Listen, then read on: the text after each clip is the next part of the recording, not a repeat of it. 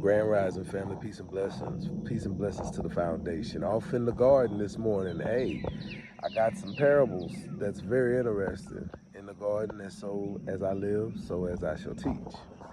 Now, y'all know I've been working on this corn, right? But look what done happened, y'all.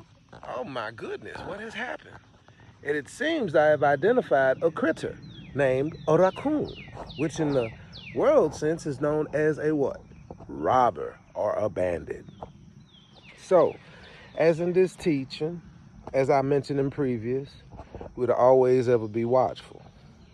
And even at times when you be watchful, even at the best of your attempts, instead of being there at full throttle, you still get robbed. So then it brought me to this. Would a man rob God? And instantly, it came as, how have man robbed God?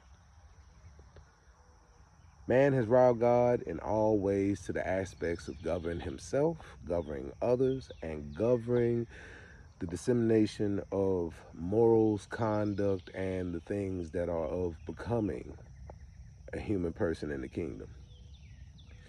They have perversed the word. They have been in alignment with government. They have also held in seats of corruption. All those things have robbed God. So when you ask in those areas of your heart, what is it that I am robbing him of? You rob him of yourself when you hold on to customs and traditions of man. And those things that are dealing with man, that will allude to the fact of man robbing God. So we've come out of the customs and traditions of man in all belief states, but these are the things in which we will have to deal with people coming out of them. They will have to deal with the robber's grief, being robbed from God and put into a different pasture and being sold into a mindset that kept them deluded from the truth. All things and aspects of heaven, spirit, Christ, his mission, God, his existence, its existence, the Father, all aspects of righteousness conducted in a form to fit a narrative, which is their life, instead of everything under God. So even in the state of being watchful, always remember, what am I doing to give everything to God instead of robbing God? And a portion is spreading the message when you fully understand how to spread the message. But it's simple. The first steps of spreading this message is to tell them to come out of the customs and traditions of man. Arguing any other faction about the existence of God or what do I believe in that is non-relevant. It's just a scare tactic and mean to deflect off of the actual fact that they cannot say that they do not know what they're talking about.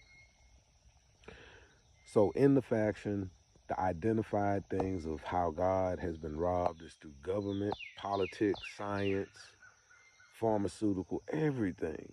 And the government knows it because they orchestrated it in a way to rob God because they want to be God themselves since they govern over everyone. In the last bits of the aspect of anything dealing, how do we deflect and how do we discern those things and those robbers? Because I know in some self-affections, we know people that stand in pulpits, and we say that their heart is good and their intention is good. But we only see the outside shell of a person, considering that if in scripture they knew scripture as they say that they did, then the congregative matter would not be held in an institution considered a building of a church. It would be gathered at a person's home to talk about the real things and not the past things that no one can change. It's good to read the word.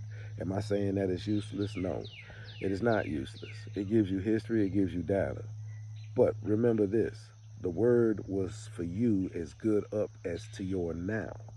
You understand? You live life.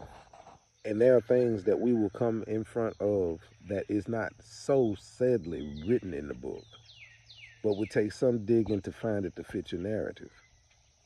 You have to look within yourself because words cannot fix you. It is you that see words or you that see the word and fix yourself. So you'd have to use the discernment to identify those people, pastors, prophets, evangelists, everyone that you know that's in a church building. that is teaching and sitting there doing that thing are teaching from a form of indoctrination. And the indoctrination of us should be to the land and to our Father in heaven. That's what our plaything is. That was our mission in life. Not to put these concrete obstructions in the way to keep us farther from the Father. But I wanted to share that with y'all this morning. That's a message and a parable to look and find those people, not to find them, but to look and understand those people that have robbed God and what really robbing God is. So, I hope that oil helps you out. I pray that y'all day be blessed. I'm going to dig me another row and go get started again because, hey, that's what we do in gardening, and that's all in living, and that's all in learning. There's a chance. It's always a chance to do a start over, and we have started over. So the message yesterday, today, and until the kingdom come, is coming from underneath the customs and traditions of man because this foundation have. Y'all be blessed.